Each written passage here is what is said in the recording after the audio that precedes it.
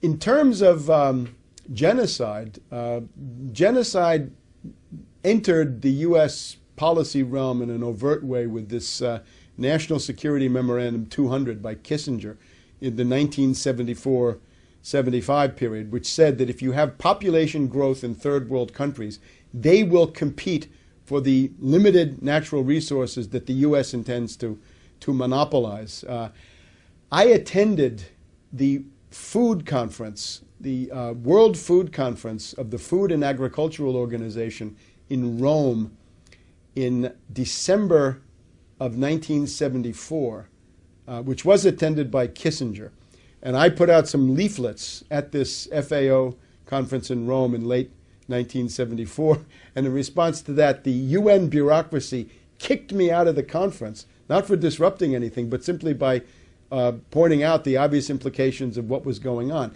At that same conference, the Soviet delegate made a useful contribution. He said that if you just took the existing off-the-shelf technology and made that available to everybody, you would have no problem with 35 billion people on the earth. The demographic potential is still very, very large, lots and lots of wide open spaces, but they kicked me out. So the Kissinger line was, stop population growth in third world countries, because otherwise they'll compete for natural resources. I guess he's looking into what happens today with Chinese oil consumption and the Chinese in Africa offering their own bids for mining and other products.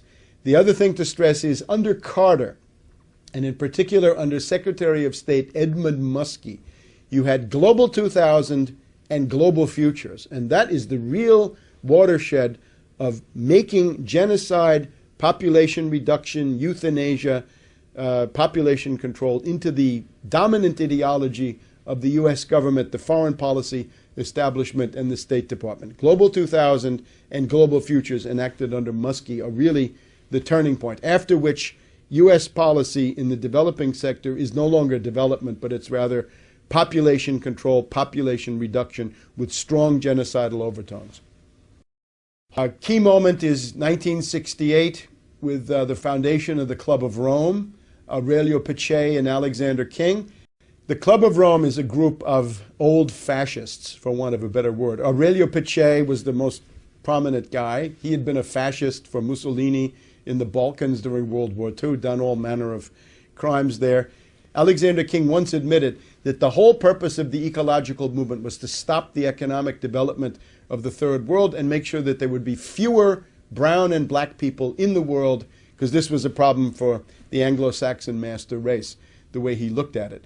1972, you've got this tremendous work of charlatans and crackpots, Meadows and Forrester, The Limits to Growth, which was that the world really should have ended already because the raw materials are being exhausted at such a rapid rate. What we've found since the publication of The Limits of Growth is that the available stocks of most raw materials have grown. They haven't gone down, they've gone up, because you find more than you use.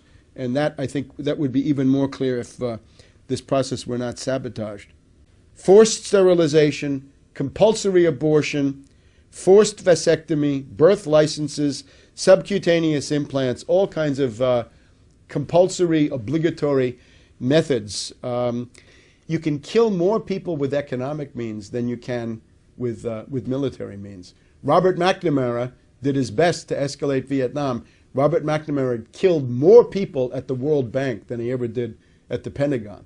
The general estimate is, well, 40,000 people a day, meaning 15, 20 million a year minimum, die as a result of the IMF conditionalities.